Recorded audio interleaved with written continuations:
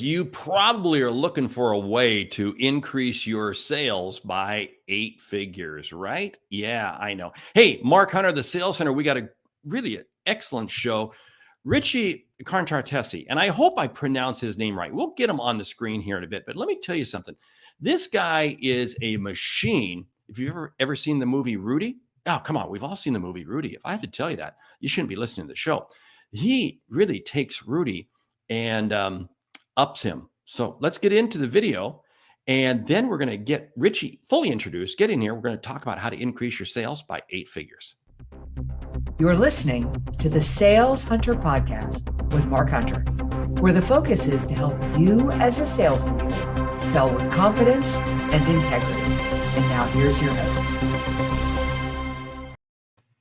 Let me tell you a little bit about our guest today. He started his journey when he went from a 5'7", 170-pound walk-on at Ole Miss to becoming a Division I football scholarship athlete in the powerhouse SEC conference. He went on to start in all 12 games and earn the coveted SEC Scholar Athlete Award and lived his dream of playing college football. Okay, that was in the past. Pretty cool. That's what I mean. He ups Rudy. But here's the whole deal. He has an accountability system for sales leader that eliminates complacency and creates a consistent high-performance culture that no one wants to leave. And let me tell you something. I love his tagline. There is no failure, only your next play. With that, let's get him on the screen. Richie, welcome to the show. Welcome to the Sales Hunter Podcast. Mark, thanks so much for having me. Glad to be here. Hey, let's cut right to the chase. So Sure. What do I need to do to increase my sales by 8 figures? Well, the key here is it's not just increased sales by 8 figures, but it's without certain things that a lot of people think they would need. So that's without having to hire new people. That's without having to add more software, although we love software. And that's without having to add more sales training. See, Mark, you're an awesome sales trainer. But what happens after that sales training has been put in place? And so what we do is we come in and we hold them accountable to implementation in a positive way, an exciting way that keeps them focused on the play in front of them versus calls that may not have worked in the past or activities that may not have worked in the past or worrying about what may happen in the future, but just keeping them focused on the next play. What's the most important play in front of them, and to have them consistently execute that day in and day out. That's cool. Hey, with that, we need to say thank you to our sponsor, Calendly, because they know how important maintaining momentum is for your sales team. Calendly provides the automation you need to connect with your best leads faster and schedule every meeting throughout your sales cycle. Prevent scheduling delays that stall deals and let your team focus on what they do best, driving revenue. Request your demo of Calendly today. Richie, I apologize. I didn't tell you we were going to do that. I forgot to do that at the beginning because I was so excited to get you on the show. So, hey, it's all good. Let's talk more about this. So you say eliminate some things. What are we really eliminating? Yeah. So, I mean, I think one of the big things that holds most people back, whether in sales or not, is the fact that they're going to fail. And so, right, it holds people back and it causes things like complacency. But complacency is just a bad habit, right? And so if we can completely eliminate failure from people's lives, we can constantly keep them moving forward.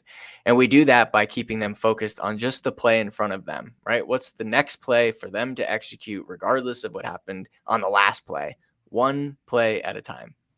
I'm going to pull in a little bit of football here because Sure. I have a feeling when you took the field, when you were trying to play in the SEC, people looked at you and said, come on, you're 5'7". How can you play football in the SEC conference? And yet you did. So you were living it out every day, right?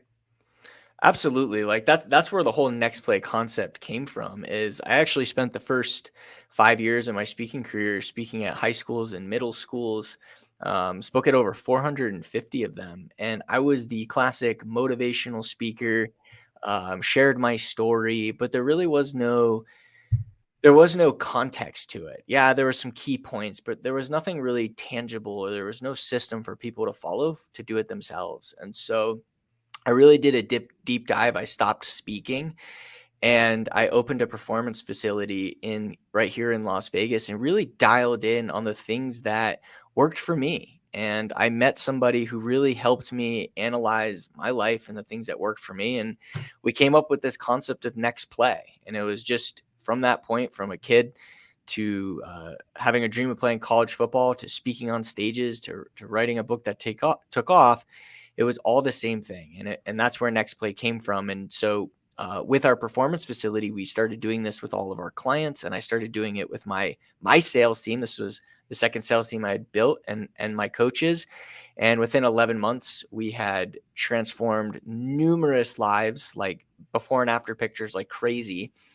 And we also grew our revenue by over 2,600%, and creating a 7-figure business by implementing Next Play and the accountability system. So it's pretty cool. And then we took that and brought it into the corporate space and worked with a company out in California, 36 offices, and just worked to help them grow every single month, implementing the tools.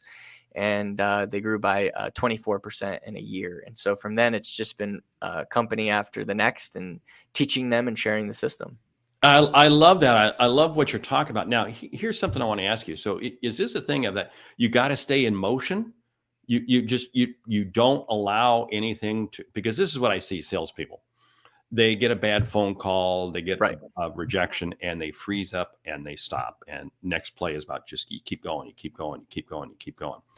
Right. Why is that so hard for salespeople to understand? I mean, because they're humans, and they don't like being rejected. They don't like getting their teeth kicked in and day out. And I just want to share just a quick story of where this came from and how you can use it in your life. Right. So when I was younger, I failed 5th grade. My parents got divorced at the same time, and I literally had nothing going for me in my life. And I had one coach that changed my entire life. So I played football. I played wide receiver. And when I was younger, I had trouble catching the ball, which is a huge problem if you're playing receiver. But I had a coach that came into my life and changed it. One practice, I dropped the pass, Mark, and he walked up to me and he goes, "Richie, what are you focusing on when the ball's in the air?" And I said, "Well, I'm thinking about, the last pass that I dropped, or what if I actually catch this ball and I don't know what to do with it, or what will my dad think of me, or my friends think of me? I have all these things going on." And he looked at me and he goes, "Richie, I've watched you buy new cleats. I've watched you buy new gloves. I watched you do all these things. But until you focus on that ball in front of you, you're never going to catch it." And then he asked me the question that changed everything. And he just kind of nudged me and he goes, and I was upset, and he goes, "What's the most important play now?" And I was frustrated, and he goes, "The next play." And then he led me down this series of questions that we teach today. What, how, when. He goes, "Richie, okay, what are you going to do? Last play's over, next play, let's go. What are you going to do differently this time?" And I said, "Okay, well, instead of catching the ball with my body, I'm going to catch it with my hands." And he goes, "Okay, how are you going to do that?" "Well, I'm gonna put my hands out like this." And he goes, "No, no, no. You're gonna put your hands out like this." I'll put up the camera. "That's how you catch. You're the proper way to catch a ball." And he goes, "Okay, when are you gonna do that by?" And I go, "Okay, the next time the ball's in the air, that's what I'm gonna do."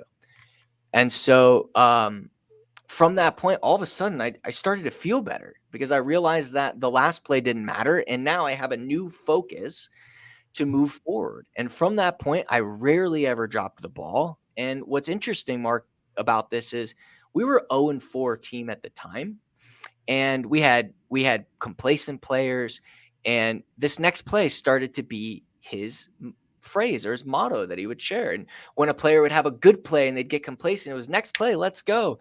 When a player didn't do well, it was "Next play, let's go," right? What, how, when, and we're off to the races. And so we went on to win the championship that year from an 0-4 start, all from one coach who decided to hold us accountable, not to the past, which most leaders do if they do it all, but to our potential on the next play.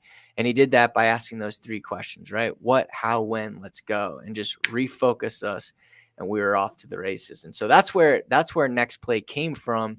And so I realized that it didn't stop then. It was this constant, whether I was doing an Oklahoma drill, getting my but back up onto the next play. When I got my first sales job, I didn't bring anything from sports into it, and I was fired after 3 months. It was next play, and I realized to take what I learned in sports into it, and then, on and on and on from there. But it's hard. Failure's challenging, but there is no failure. There's only your next play. All I right? love what you said. What, how, when. Yes. And I think if you're listening to this podcast, write those 3 words down. What, how, and when. Let's go. Yep. It's the next play. And I love that approach because, again, it's so easy for salespeople to get caught up and just, no, it's not working. It's not working. And we shut down. Right. Oh, I'm just going to take the rest of the day off. I'm going to take the rest of the day off. Or they just go through the motions and there's no results. And then they begin going down this deep funk. And we see salespeople doing that all the time. But you're saying, no, don't. It just keeps going. Now, there was something else that you said in terms of the what and the how. Does this mean that we redo our sales process each time? No, definitely not at all. I mean, you're always going to make tweaks, right? Like, Okay. I mean, anytime something comes up and you have a sales script and you learn something new about a customer, you're always going to tweak. You're always going to make adjustments. You're always going to improve. But this isn't to change the sales process. It's to find the hole in the game. So if you have a bad call, okay, what happened and what can you do differently next time? Right. And so the reason that we came up with the what, how, when was just from experiences, right? Like, okay, obviously, what are you going to do? And from a sales leadership perspective, I can tell you right now, there's a lot of times that sales reps don't know what you want them to do, right? So that's number one. What are you going to do? And then number two, how are you specifically going to do it? Because we see this all the time where they leave with a what and they don't know how to do it. And so they're just fiddling around on their computer or at their meeting and they're not going to do it. So that's why we define the what, we define the how, and we define the when, because there's nothing worse than meeting with someone and them being excited about what they're going to do and how they're going to do it. And then when you see them again, you ask, how did it go? And they say, I didn't get to it yet. So that's why we always define the what, the how, and the when. Absolutely fascinating. And yet you think about it, it's something very easy for us to do, but we don't do it. And again, I want to come back to another point. This coach, it's almost like you got to have somebody who helps hold you accountable. Is this key? 100. I believe that full-heartedly. I think there's a difference between accountability and personal responsibility, right? Personal responsibility. Do we need to develop the skills of self-discipline and personal responsibility? 100%. But if you're holding someone accountable or if you're being held accountable, you get a different perspective, right? You get a different way of looking at things. You can dissect your past and your future differently. And it's so much easier to come up with what the next play is going to be. When you're doing it by yourself, can it be done? Possibly. It's way harder though.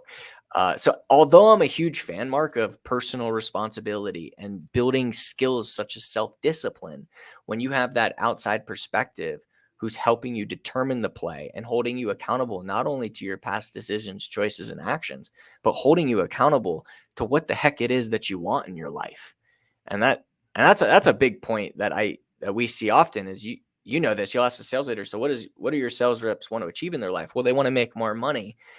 Well, okay. Well, why do they want to make more money? Because if we don't know what our people want, how the hell are we going to help them get there? That's And so the accountability, one of the big ideas that I share in my talks and in our trainings is that accountability isn't, if you look up the definition, I don't have it in front of me, but if you look up the definition, it's oriented to the past, right? And it's, so think accounting, right? Here's what you said you were going to do. Here's what you did. Where we flip the script, and there's actually 3 ways that you can hold somebody accountable. One, to the past, you have to, because you got to learn from it. You got to figure it out, what you've done. You got to have the facts, the data to make decisions. And then you hold them accountable to what they want in their life. If they want a house, if they want a car, if they want, whatever it is, we have to hold them accountable to getting there. That's our role. And then we hold them accountable to their next play. What's the one focus that you're going to work on right now to move forward? And so, go ahead. No, it's great stuff because I love what you're talking about. There was a question that came in from Brad, he asks, hey, in the new world of the gig economy, independent contractor sales teams, do you have an opinion on how you keep them focused, how you make them successful? Because you can't fire them. Right. I mean, you just stop. Yeah. you just stop using them. Yeah. Right. For sure. It works. Like when the whole pandemic happened, we realized that this takes, when you're in person, it works really well. But when you're remote, it works even better because it's a way that you can connect with people. We have obviously different ways that you would connect, whether it's in group meetings and one-on-ones, in just ad hoc sessions.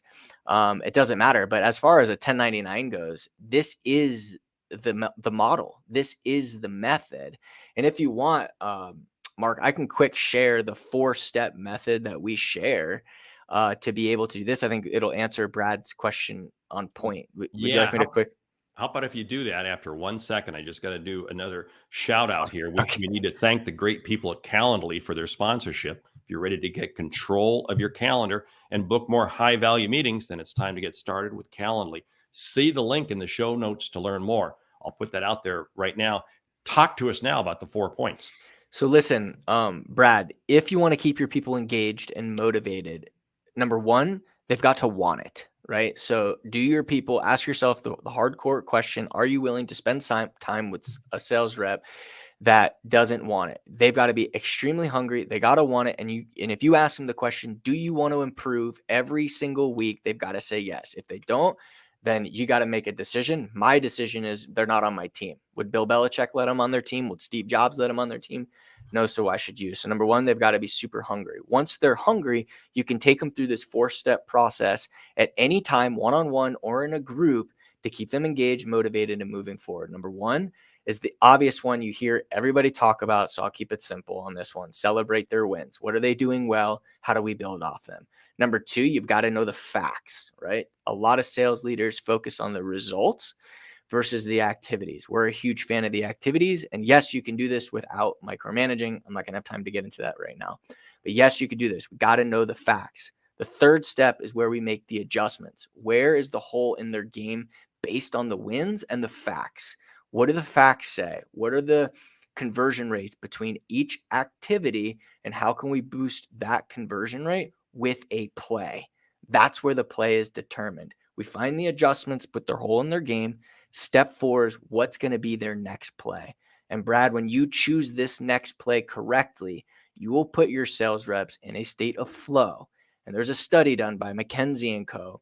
where if you can put someone in a state of flow, they will increase their performance by over 500%. 500% performance if in a state of flow. If you don't know what flow is, check out the book. You can go on Amazon. But it's a state where, you've been in this where you're so focused that time moves slow. You don't even have a sense of time. Or Mark, when you're on stage, the hour goes by and it's 30 seconds. That's flow. And so we want to keep our sales reps in flow. And that's what the next play and the whole accountability system does. I love how you spelled that out very succinctly, and it's not complicated. But again, we have to do it. And going back to that whole piece of personal responsibility and accountability. And, we both know you got to have both. But I'll tell you what, right now, what drives me crazy is when I see people say, well, I could do this job if I just had a manager to motivate me. If I just had a manager to motivate me. I go, oh, please, people, you're killing me. That tells me you're not ready to play the game. I mean, So how do we, what's the best way? If we're an independent person listening to this show and like we want an independent rep? Yeah, independent. Just in other words, I'm one who's, I may be part of a larger company, but I'm going to take control myself. I've got to make, I may be a gig. It doesn't matter, but I'm going to own up. What should I do next? What's my next play? And you're saying you're in a position where you're like, I want to get to the next level. I just want to get to the next level. Do you have someone that can hold you accountable? Well, okay, there you go. Okay. So they need to go find somebody who can hold them accountable. 100%. I mean, it's so here's the deal. Like off the bat, if you have to run this model by yourself, and you're hungry and driven and you want to do it, then run the model by yourself. We do work direct with sales reps, and I can tell you right now, they go to their managers and say, can we do this? Can we do this in-house? So the idea is, can you do it yourself? It's not advisable, but if you're sitting here right now and you don't have that manager or that leader or that person, you're a solopreneur, you don't have that person, just run the model yourself, right? Every week, sit down, and every day, sit down with yourself and say, let me write down what are the things I'm doing well, track your activities and the conversion rates between those activities, look at where the conversion rate, the hole is in that game, in those activities, and decide on a play that you can do based on those adjustments. What is the one focus that I can get better at this week? Because if you get better at one thing every week, that's like with holidays, that's 48 adjustments and improvements over the course of a year.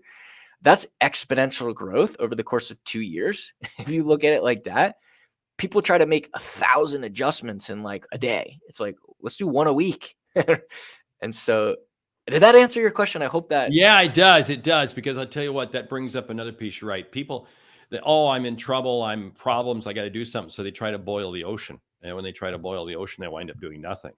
I have a similar theory. It's called 1% CIP.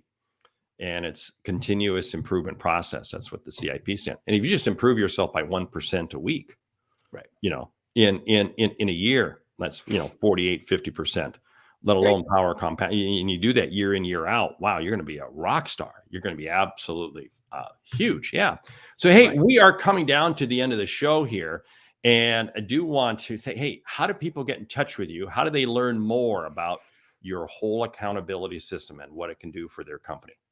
Absolutely. So our website is my name, but you can just go to gonextplay.com because my name is insanely hard to spell. So gonextplay.com. It'll take you to our website. I'm also on LinkedIn. I'm on every platform, Instagram. I'm even on TikTok. But Facebook, you message me, but if you go to our website, it's got everything there, a bunch of free content, videos. We had Mark on our podcast. So we have a podcast that we publish every week as well. And so you can find us on Spotify, Apple, the podcast. And Mark's was really good. It was really good. It was really long. So definitely check us out there as well. You just beat me to the punch by getting me on your podcast before I could get you on mine. But hey, we've been talking with Richie Contartesi, and his whole methodology comes back to how, what, when. It's absolutely rock star solid. And we want to thank him for being part of the Sales Logic podcast. And thanks for listening. And thank you, Calendly, for sponsoring today's show and continuing to help sales teams focus on driving revenue, prevent scheduling delays that stall deals, and let your team focus on what they do best, driving revenue. Request your demo of Calendly today. With that, I want to say thank you for listening. Thank you, Richie, for making time coming to us today from Las Vegas. Every week, it's a new guest bringing new insights. And then, of course, also we do a second episode each week on Mondays where I just share an insight. I'm Mark Hunter at the Sales Center. Today's guest, Richie Contartesi. Thank you so much for being part of the show. Awesome. Thanks for having me.